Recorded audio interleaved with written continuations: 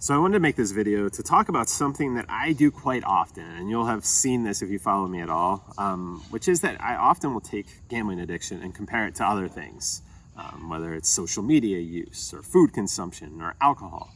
And I do that, one, just to make sure that I'm not being a hypocrite, because if I don't think the same things about those things that I do about gambling, then it exposes some of my biases. So that's just one of those personal protection things that I've done or figured out is a hack that I use to try and figure out, what do I really think about this topic? And then the other part of that, and the reason I do it, and this is where I'm worried and why I'm doing this video, is to highlight that I'm not doing that to downplay gambling addiction or any addiction that I compare it to. Like, it's not a measurement. It's not a, this is better than this one. The reason I do that is because I think there are so many things that overlap.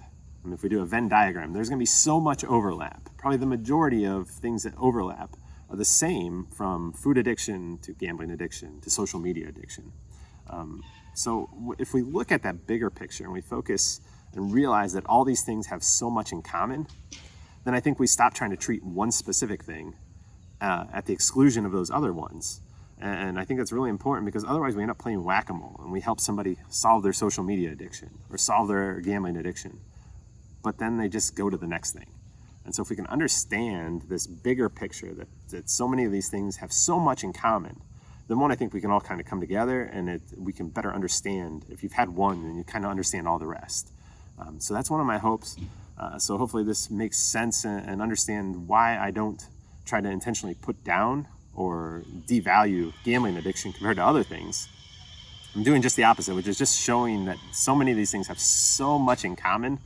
And I think we'll be a lot better off if we start looking at them through this bigger picture, this wider lens, where they have a lot of things in common, and then we can absolutely treat those specific things.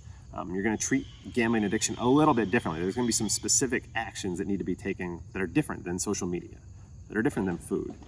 But at the whole, I think that underlying issue, often emotional issues, if that doesn't ever get unpacked, then it really becomes that whack-a-mole game where we're fixing one problem and going to the next.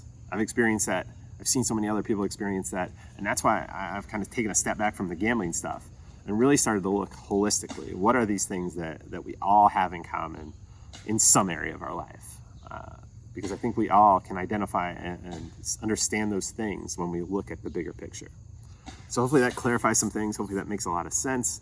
And hopefully it's something that if you looked at it and were like, hey, you're really trying to downplay gambling addiction by comparing it to these other things, understand that that's not what I'm doing at all. In fact, I'm just trying to highlight those broader picture items because I think it will benefit everybody.